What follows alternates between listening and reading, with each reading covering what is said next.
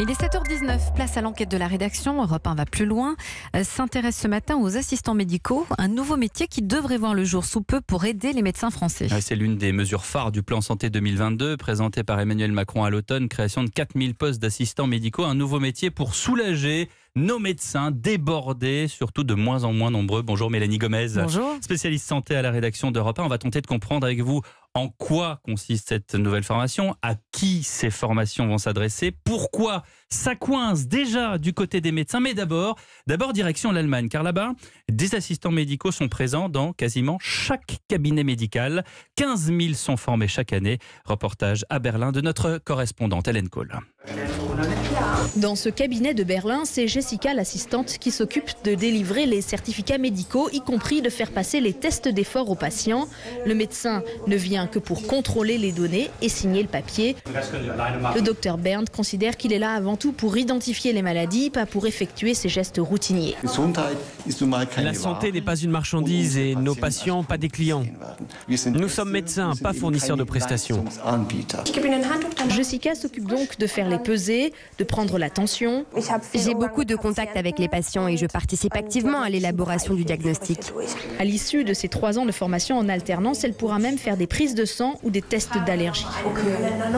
L'autre généraliste du cabinet apprécie ce temps gagné qui profite aux patients au bout du compte. Je comprends beaucoup mieux leur état. Les patients nous parlent davantage de leur famille, par exemple. J'ai une vision plus globale et une relation plus personnelle aussi. Le métier est très valorisé en Allemagne pour une rémunération de 2 000 € brut en début de carrière sans avoir le bac. Berlin, Hélène Kohl, Europe 1. Voilà donc pour le modèle allemand, on voit que c'est un gain de temps pour le praticien qui a plus de temps donc pour s'occuper accessoirement du patient. Est-ce que ce sera la même chose en France, Mélanie Gomez? Alors oui, le gain de temps, c'est vraiment l'objectif chez nous aussi. Alors concrètement, ces assistants, ils seront moitié secrétaires, moitié soignants. Par exemple, ils vont s'occuper de gérer l'administratif du cabinet, toute la paperasse dont se plaignent tous les médecins libéraux. Cela peut aller de la prise de rendez-vous à la gestion du DMP, le dossier médical personnel du patient. Ils pourront aussi vérifier si les vaccinations sont à jour. Et puis surtout, ce nouveau métier, il aura aussi une vraie dimension médicale. C'est-à-dire que ces nouveaux professionnels de santé pourront réaliser certains actes simples comme installer une personne âgée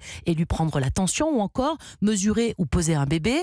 Et ils feront en sorte, en fait, une sorte de pré-consultation. Vous savez, un peu sur le modèle de ce que font déjà aujourd'hui les assistants dans les cabinets dentaires. Bon, mais à qui va s'adresser cette formation? Alors, au ministère de la Santé, on m'a confié que ce serait plutôt un métier pour des aides-soignants ou pour des secrétaires médicales. Les uns devant se former au secrétariat, les autres plutôt aux soins. Donc pas question que cela devienne des postes d'infirmiers low cost, comme le craignent déjà certains syndicats de cette profession. Pour le moment, on parle plutôt d'une formation courte, de moins d'1 an, qui pourrait se faire par validation des acquis de l'expérience pour ces personnes en reconversion et qui pourrait donc débuter dès la rentrée prochaine. Mais est-ce que pour les médecins, ça va pas être un coût supplémentaire de fonctionnement? Eh bien justement, alors pour faciliter leur recrutement, l'assurance maladie va financer une partie au moins du salaire de ses assistants. Le montant exact de cette subvention est justement en cours de négociation depuis le mois de janvier avec les syndicats de médecins.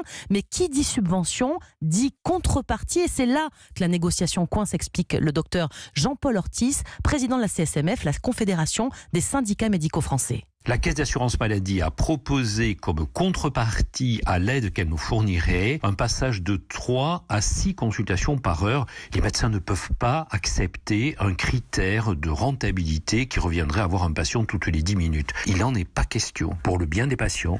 Alors, les négociations entre la Sécu et les médecins reprennent demain et on est encore loin d'un accord. Et ce qui risque de coincer aussi, c'est la durée de cette subvention finançant les postes d'assistants. Les médecins réclament qu'elle soit durable. Or, a priori, elle sera dégressive et probablement limitée à 3 ans. Eh bien, nous verrons si ces assistants médicaux seront bientôt aux côtés de nos médecins. Merci beaucoup, Mélanie Gomez, spécialiste santé d'Europe 1, et Hélène Kohl, notre correspondante en Allemagne, pour ce dossier. Europe 1 va plus loin.